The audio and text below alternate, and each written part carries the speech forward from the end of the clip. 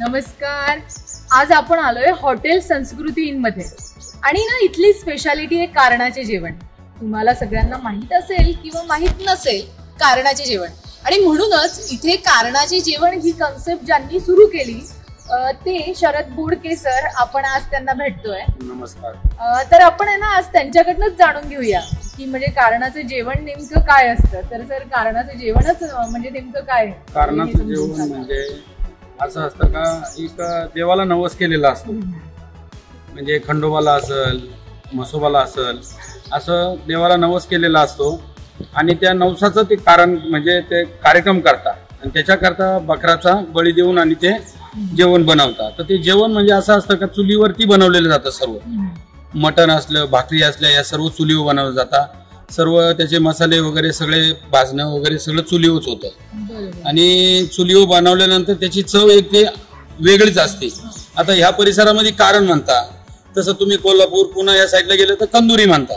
कंदुरी आणि कारण हे दोन्ही एकच असतं कन्सेप्ट. बरोबर. मला असं विचारायचं होतं की मटण तर सगळ्यांनाच आवडतं, पण असं म्हणतात की कारणाचं मटण हे वेगळं लागतं. तर मग रेग्युलर पण मटन पेक्षा त्याची अशी वेगळी अशी काय स्पेशालिटी असते किंवा कशामुळे ते वेगळं लागतं किंवा जास्त छान लागतं? त्याचं कारण असं आहे की ते चुलीवर बनतं हे एक पार्ट आहे. दुसरा म्हणजे असं असं का पूर्ण बकऱ्याचं प्रत्येक अवयव असतो, त्याच्यामध्ये सर्व पार्ट असतात.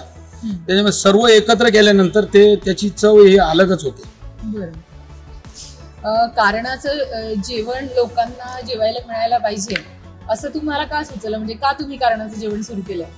दिंडोरी रोडला इथनं नाशिक पासून निघालं तर कळवण पर्यंत कुठलंही कारणाचं मटण म्हणलं तर किंवा आपलं घरगुती मटण हा कुठले एकही हॉटेल नाही, जास्त करून व्हेज आहे. बरोबर. ते लक्षात आलं का ह्या रस्त्याला बऱ्याच लोक मला कस्टमरनी विचारलं का असं का करत नाही तुम्ही, का तुमच्याकडं हे जे हॉटेल आहे संस्कृती याचे स्ट्रक्चर खूप छान आहे.